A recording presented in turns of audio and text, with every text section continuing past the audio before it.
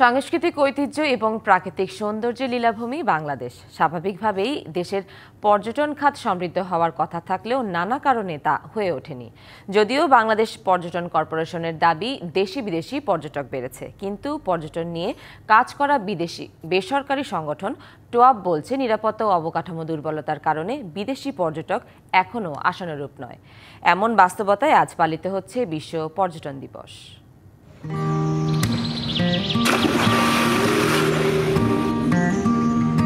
সবুজ বনানী, আঁকাবাঁকা শত নদী, শ্যামল পাহাড়, সুদীর্ঘ সমুদ্র সৈকত।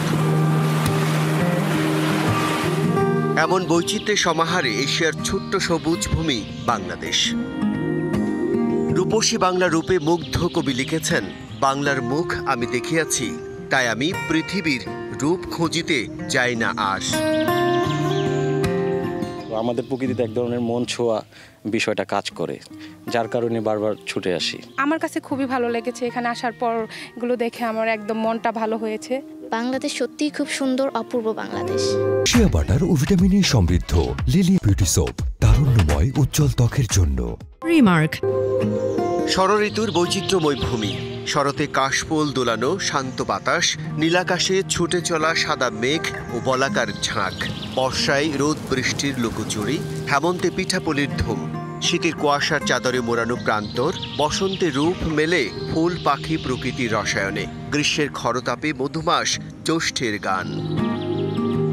বাঙালি পাহাড়ি সহ নানা ভাষা, ধর্ম ও সংস্কৃতির অনন্য মেলবন্ধন, যা সামাজিক ও সাংস্কৃতিক বৈচিত্র্যকে দিয়েছে ভিন্ন মাত্রা। পর্যটন কর্পোরেশনের দাবি 2023 তুলনায় 2024 বেড়েছে বিদেশি পর্যটক।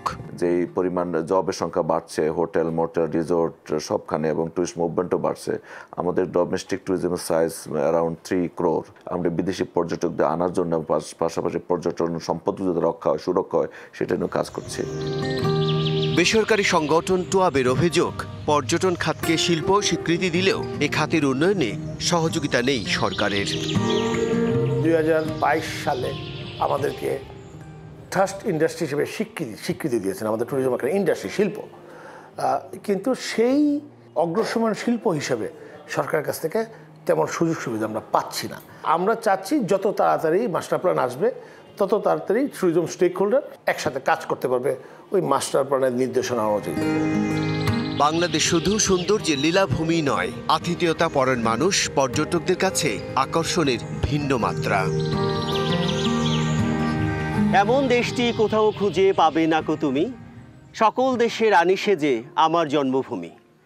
কবি দ্বিজেন্দ্রলাল রায়ের লেখা এই কবিতার লাইন দুটোতে তিনি এমন একটি সত্য প্রকাশ করে গেছেন, যেখানে বাংলাদেশ স্বপ্ন দিয়ে তৈরি এবং স্মৃতি দিয়ে ঘেরা, যেখানে এমন সুন্দর বাংলাদেশ এবং ভালোবাসার যে অনিন্দ অনুভূতি, সেটি পৃথিবীর আর অন্য কোথাও নেই।